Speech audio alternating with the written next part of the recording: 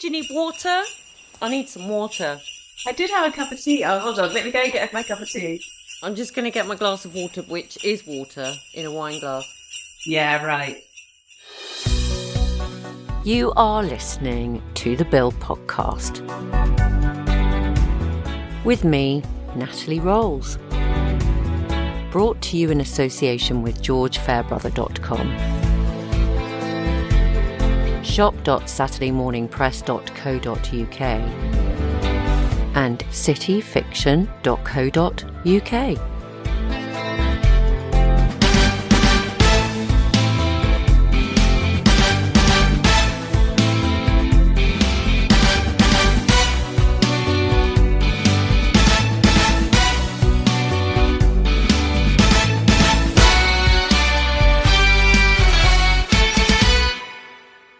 Ho, ho, ho.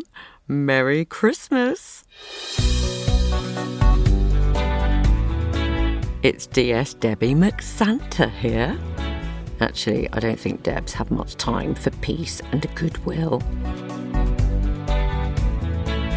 Welcome back to this special trilogy of podcasts with the gorgeous Jane Worrell. I can't think of a more beautiful smile and soul to be sharing with you on Christmas Day. In part 2, we go for a deep dive into Jane's time on the bill, including memories of her interview for the job and the production team's reasons for creating the character of Di Worrell. I also read out a message from an old friend. So grab a mince pie and enjoy. Do you remember when you got the bill? When they gave you Di Worrell? I do remember. I do. So I'd been in the show a year before in Heartbreak Hotel, directed by Jed McGuire. Almost a year later, my agent called and they said, Jane, the bill want to see you for a regular role. And I was like, oh, okay, great. You know, what do I need to read? What should I do? What's the audition? And they said, no, you're just going in to meet the producers. And that was even more scary, you know, like, I think when you're an actor, you have your lines and you know what you're doing and you're someone else, but to kind of go in as myself felt really, really intimidating. I remember walking, into the room, and there's a big table and there was Richard Hanford and about 4 other people. I think they were other producers at the time. And I was so nervous. I was shaking, sweating. The first thing I saw was Richard Hanford, and he had a really big smile on his face. And in my mind, was he small? Was he a small guy? From what I remember, yeah, he was cute. He was cute, yeah. His feet under the table were doing this. Oh. They were going side to side like a kid. Oh. It just completely disarmed me. We can just floored. This guy is so lovely. Yeah, everything just melted away and I felt totally confident, walked into the room. They were so complimentary as well. They said that they'd seen my kind of outtakes from the day of working on Heartbreak Hotel. And it's interesting, and I don't know, it'd be really interesting to speak to Jed McGuire if they were looking for someone like me at the time. I don't know, but they said that they looked through the takes and really liked what I had done. They also, Richard Hanford talked about the McPherson report. Stephen Lawrence. Yeah, it's the inquiries, the report that came out of the death of the murder of Stephen Lawrence.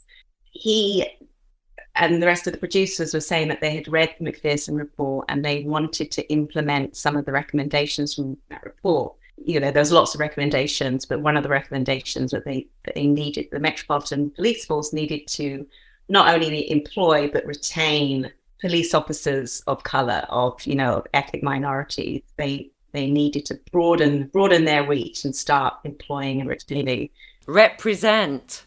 Yeah, represent. So, all credit to the bill and the police advisors that they looked at that report, which was scathing. I don't know if you ever get a chance to read it, it will make you weep. It makes you despair because the investigation was so bungled into Stephen Lawrence's death, and they put the family through unnecessary torment. And the police force was rightly criticised for corruption, collusion, incompetence and racism. And the inquiry, the report, the McPherson report, at the end is offering some hope for the future. It's offering these recommendations. It's offering this path forward where we can start forging something different.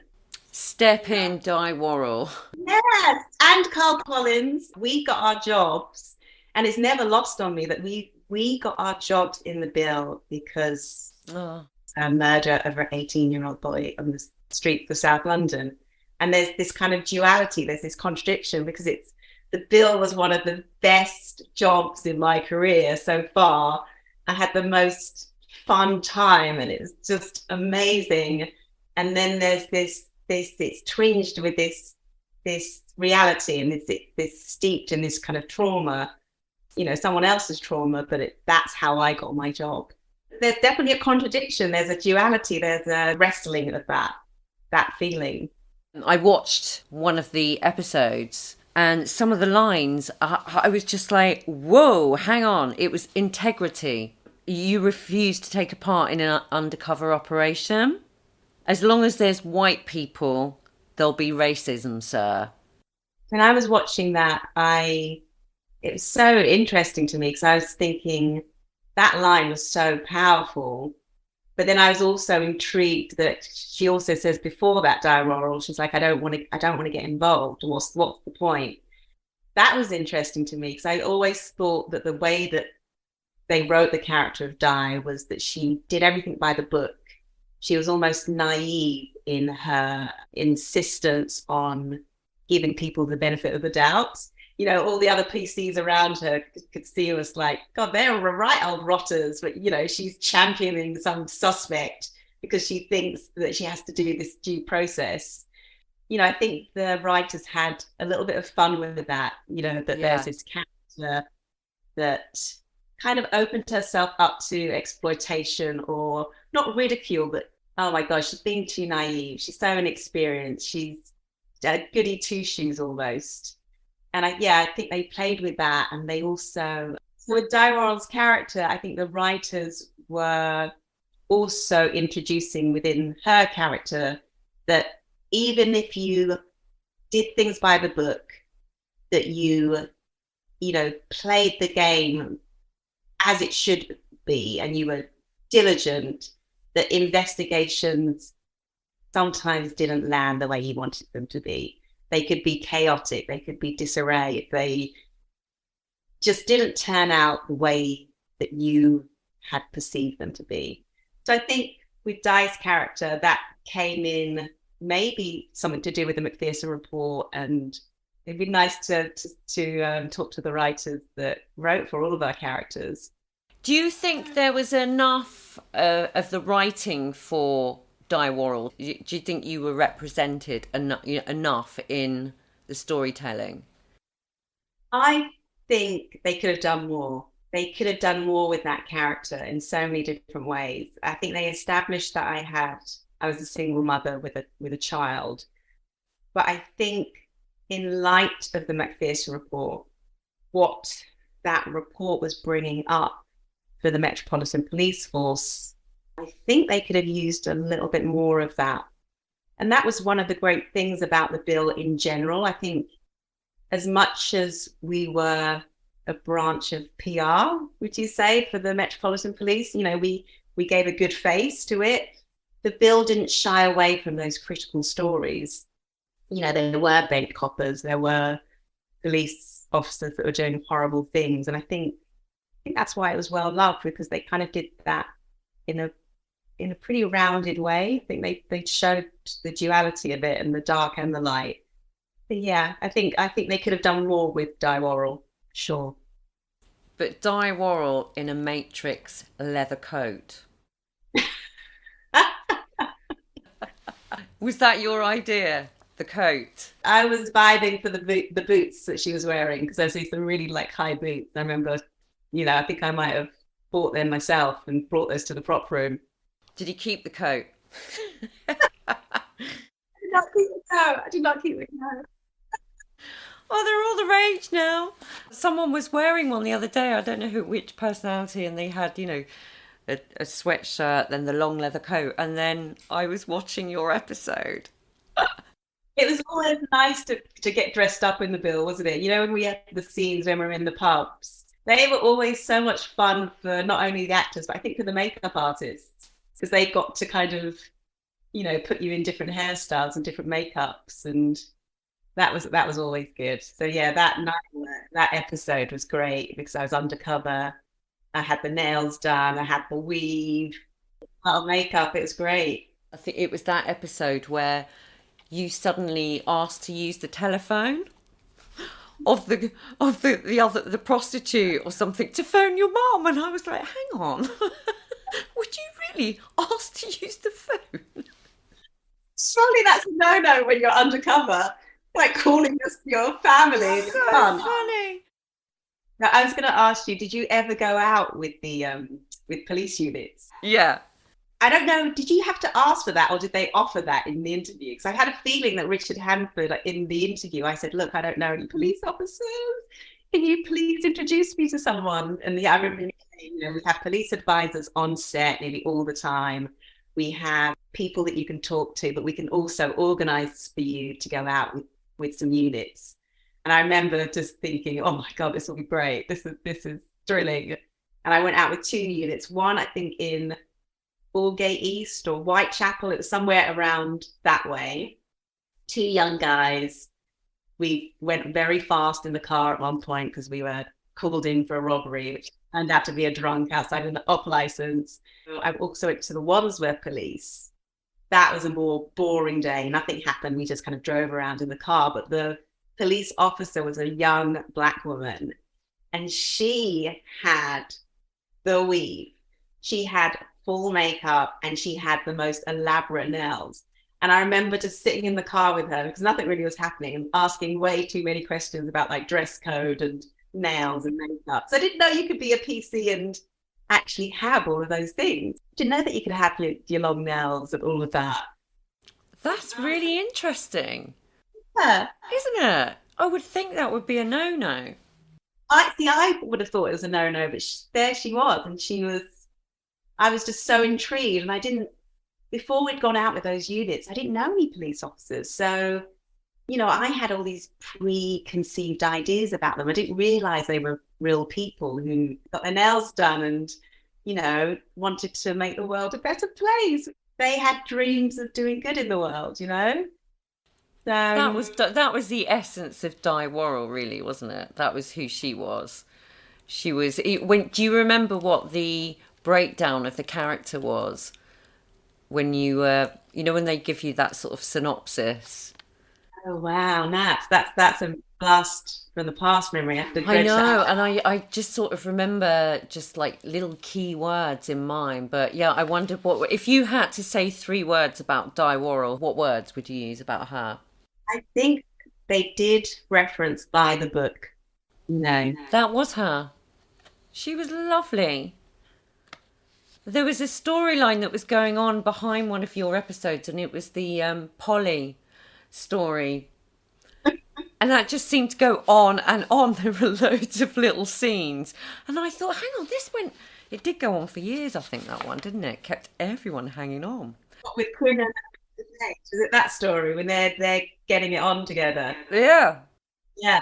I was always so jealous of Andy Paul. I don't know if you worked with him ever, but he was one of those actors that would literally, he must have known his character so well. And it was always so daunting. When I got a script, I'd read it and read it and read it and learn it. And I'd always be obsessing about the lines. And Andy Paul, you'd roll up on set, he'd ask the continuity person, he's like, right, what are my lines today? They'd give him a sheet of paper and he'd go, da-da-da-da, da-da-da-da, da-da-da-da. And then he'd throw the paper somewhere. He wouldn't even put it in his back pocket. He'd put it, throw it. Just do it. He'd just do it like that. He was genius. And I still think about that to this day, that he had like photographic memory or something.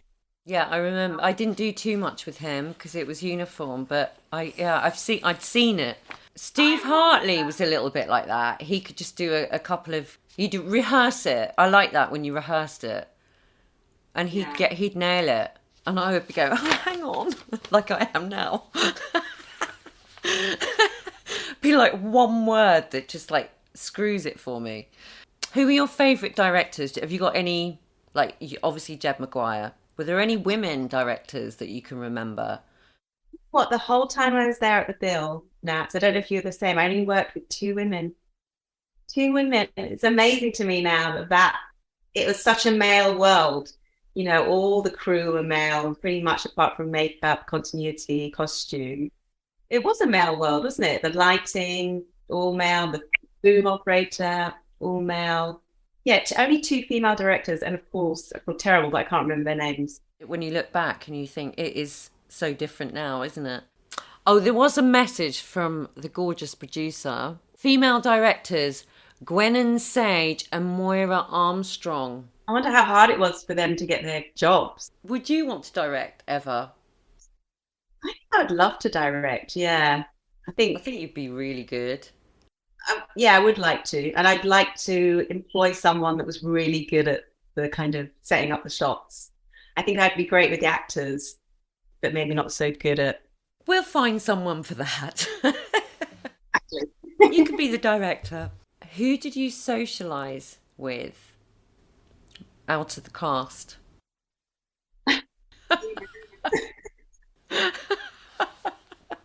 Was there anyone else apart from me? It's so funny because I don't know if you feel this as well, but when you're, and I don't know if it's just actors, but when you're working in as a regular with all these people, I mean, you absolutely fall in love with them, and not in a creepy way, not in a sexual way. It's like you love the people that you're working with, and it's because you're working in this open kind of hearted space, and you have to be vulnerable when you're an actor, and you know, you mess up your lines and you fall flat on your face, and you have days where you just shite, and you have to trust the people that you're around, and so you have this really massively intense relationship with all these people, and then you never see them again. Like you literally leave the job and then that's It's it. true. Obviously, I've seen you over the years, and I see Samantha Robson, Vicky Hagan. I'm seeing her tomorrow. She lives in LA. I'm also in touch with Raoul Bolognini, who was the third AD on the show. He has got some stories. Oliver, Natalie, if you need him on, he was, you know, in terms of hierarchy, he was down here at the time. He was the person who knocked on your door and said, you know, you've got 5 minutes before you have to get on the bus. Or Jane, you're in makeup in 2 minutes, and you know that he'd walk you down and get you a cup of tea. So I'm still in contact with him. He lives out in LA and is a very He's massive, isn't he? He's just like, he's a very successful producer. He yeah. so well. You should get him on because he's got some great stories about the crew at that time, and his job whenever we were on location was to find the nearest pub and the most cozy lunchtime drinking session, which probably wouldn't happen now. But you know, everyone needed to be lubricated. Lubricated. Oh, that sounds a bit. Everyone needed to be hydrated. Hydrated. Lubricated, hydrated. Oh God, sorry. So I've just got this weird image now. When you were on the set, who made you laugh the most when you were doing scenes? Who could corpse you? Oh my gosh. Ah, those days where you just had the giggles. It was almost like you were in hell, like you couldn't get out of them. And I remember Suzanne, like we would get crazy giggles. I mean, terrible, terrible. And then one time, Renee Zaga, lovely Renee. We had one of those days where, you know, when you're on different units throughout the day, and then at the end of the day, it was like a night shoot. So we've been working from morning, and then the bus comes and picks you up from one unit and takes you to another unit. Everyone's exhausted. It's the last shot of the day, and it was dark. And Renee and I were the officers that were finding this girl that had been tied up in this warehouse. And we literally had, I don't think I had any lines. He had to run in and say, hello, oh my God, are you okay? I'm PC Klein and this is Di Worrell and this is PC Di Worrell. Everyone's exhausted. You kind of get up to speed. The director will say, well, this is what's happened in the plot, because you would arrive on scene sometimes and you had to kind of get your bearings of what episode it was, what unit it was, what had happened. So the kind of director would go through that with you. So anyway, so we run in and, go in for our first take. And Renee says, I'm PC Di Worrell and this is PC Di. And you just lost it. We just could not get it back. We right, just wetting ourselves. And we just, once that's happened. Brilliant. He was so funny. So funny. And, that when that happens on set, it's horrible. It's terrible because one part of you like really wants to get back to work, and then the other part is just gone. It's lost. Oh, did you know that your face is on the cover? No. I have to get really, really close. I know, really. No. The complete series 15. And there you are representing. Oh, that's wonderful. Oh, I love that. That's so nice. Aww. Loved Colin. He was amazing. I've got a couple of messages for you. Oh, well. Right, Suzanne. Jane Wall, lovely person, lots of fab memories. Ask her about the time Andy Paul was imitating everyone's walk. She jumped up and said, here is Suzanne, and just nailed it. Everyone was screaming as it was brilliant. You impersonating Suze? Please give her my love. Oh, I could have done that Scouse, but that wouldn't do. Natalie, has anyone talked about the building in all of these talks? Funny enough, we were saying today there was an episode of you at the Old Bailey, and we were wondering if there was like an outside shot of the Old Bailey, and then obviously and then a set for the courtroom, which I remember doing Debbie in the courtroom situation. But you just see the Old Bailey and you say, oh wow, it looks great. That studio, it was utilitarian, it was pragmatic, it was unpretentious. And I think for the longest time, I didn't have a car. So I was getting the tube from Belsize Park on the Northern Line all the way down to Morden. Then I'd do that 15-minute walk through the industrial park. I think there was like a plumbing store or something.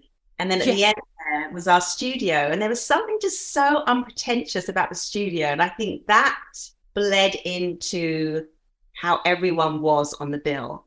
The building itself, that studio, was a workplace. There was nothing fancy about it. There's nothing glamorous about it. It was pragmatic. It was sensible. And as you walk through the door, it didn't intimidate you. There'd be someone on reception who would smile and say, oh, hi. Then you'd go to your dressing room, and then you had the writers, you had the cafeteria, you had the prop room, the costume department, the makeup. And the flight deck through the middle where everyone walked down, which was the social, and the tea point. You'd always meet people at the tea point. Always at the tea. I think a building gives, the way you are in a building, where you live, changes you. And I think the workspace of that place in the middle of Morden, or wherever we were, Merton, was unpretentious. And I think everyone within the bill just lived by that. It was, you were going to work, everyone was just friendly and normal and grounded. And when I joined the bill, a lot of the cast members already had families. I didn't have children then, or wasn't married, but there was a sense of just normalcy. I don't know if you felt that, but I think in terms of why the bill was so good, I think it was that camaraderie and also the groundedness of the people that were in the bill. And I mean that not just the actors, I think in every department, in the costume department. I always remember the receptionist. She was so lovely. Always say hello to you when you came in. Yeah, I just think there's something about that studio. I think you're really spot on there. It was quite basic. There's no frills. You went to work and we loved our work. And we didn't care that we came out, we went there in the dark and came there out in the dark when it was winter. And then you went on the tube for the next, whatever you'd done. It was proper commuting. Yeah. But you didn't care because you can have fun at work. Remember those 7 o'clock calls getting on the Northern Line in Belsize Park, roughly around like 5:45 or something, or 6ish. And being on the tube with people that were either getting back from their jobs or going early to their jobs. And then you'd get out and it'd be dark in the winter, it'd be dark, and then walking that walk. Yeah, just that building. And then within the building it had these amazing sets. You had the courtroom, the creepy hospital. I never liked being in the hospital. I always found that so creepy up there. But we went on location a lot. And that being one of the key scenes, I loved that part of our job, that we were always getting on the bus to go somewhere in South London. And I see South London as one of the characters because, it was the backdrop of every scene that was out on location was Morden, Merton, Croydon, the Croydon Witness Centre, which It's is your manor, babe. It's your manor. I think I ran into my uncle Francis, who was a cleaner, when we were filming one of the scenes. Ah. I think being out on location was unpredictable as well. Did you get to go out on location a lot? Yeah, I loved that. I love being, yeah, just loved it. And you didn't know where you were going, and some episodes had some money and they would take you up to the city of London, and there might be a ridiculous, like, £2 million pad, and it was just like, this is really weird because we're back in Merton but we're here for the day and you're walking past the Globe. They were the money apps. You'd be doing your scenes within real life. People would be doing their shopping and you'd have your pack on with your microphone sticking out, and you would be arresting someone through, there'd obviously be extras and stuff, but we could never cordon anything off, really. We were just amongst people's lives, and I really liked that visceral aspect of making a drama. If you are making TV, if you can have it out in the wild, so to speak, it's real. I think that grittiness comes across. When I watched some of the episodes, I was like, wow, yeah, shout out to South London. It looks amazing. That is a character in itself. Did you get people coming up to you in the street thinking you were a copper and say, something's happened over there? Did people, or... Yeah, I think that's the unpredictability about it. You get people coming up, people like looking, going, like, what are they doing? Like, why is she talking multiple times to herself into this? And then you'd get those locations. So Croydon Witness Centre, I used to love going to, obviously, because that was my stomping ground. But we used to go to this estate called the Roundshaw Estate. And so you'd get in the bus and they were on to us on that estate because we'd arrive in our bus. We'd managed to set up the scene and whatever flat we were using. We'd managed to do a few rehearsals. And then invariably, someone would blast out their music in another flat. And the sound guy would be like, no, sorry, can't go for it. So then it would be like, it's whole production. Someone would have to run up, probably Raoul, would have to run up and bung them £5 or £10. I don't know how much money, but, then we'd get like an hour or an hour and a half where it'd be silent on the estate. And then we'd set up for the next shot and the same thing would happen in a different flat. The music would come blaring out. Yeah, good memories going off on the buses and not knowing what your day was. That was it. It was all part of the journey, wasn't it? It was just, and then you come back home to Deer Park Road, and then you'd have to go off on the tube. I didn't last that long. I think I did a year of that commute. I couldn't quite do it, and then I moved not far. You moved as well, didn't you? You came south in the end. By the end of the bill, I was living in Tooting, off of Tooting Common. Do your kids watch the bill? Have they seen much of Di Worrell? I don't know if your son is the same, but my kids are so not interested. In 2019, we were back in Croydon. I remember we just got off the train at East Croydon. I was getting some money out. We're going to see my mum, still lives in Croydon. And this woman who was one of the rail staff, she was going, "Die, die." Kids were so freaked out. And I was kind of freaked out. And so I was like, why is she telling me to die? And she was like, "I saw you on the TV this morning." And I was like, no way. And I didn't realise they showed it on UK Gold. I didn't realise. She's like, "I saw you die. I saw you." And my kids were so chuffed. And I was chuffed because it was like I had a famous moment at East Croydon Station. It couldn't have been better. And my kids were there to witness it. And I think, you know, your kids don't think, they're just me, like actors are, you know. They're just thinking of themselves the whole time. So they don't think that you've had a life before then.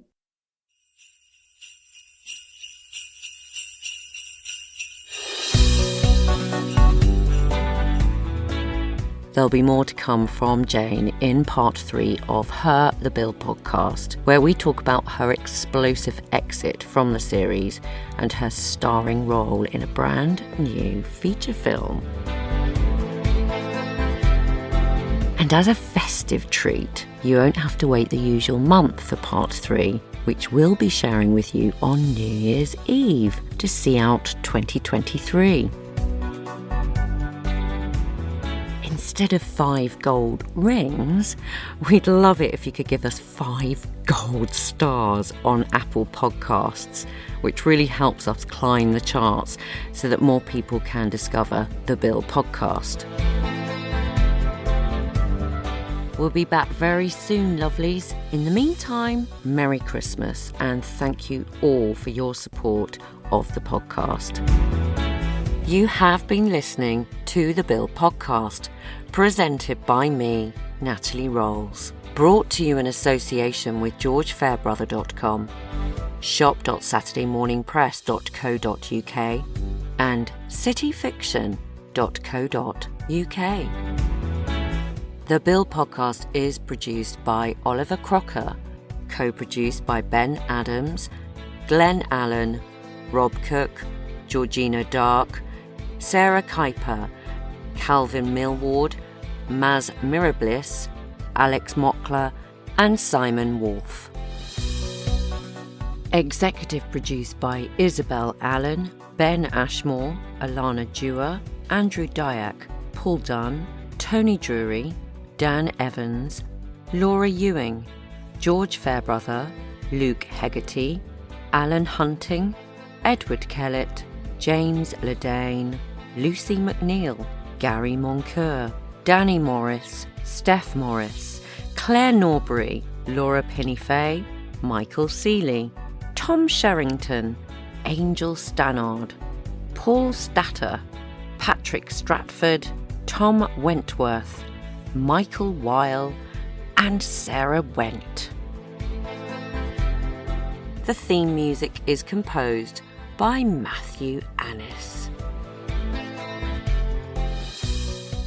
You can unlock over 100 hours of bonus The Bill podcast content as a patron, including cast and crew commentaries, reunions, reactions, pilgrimages, off-the-beat podcasts, and much more.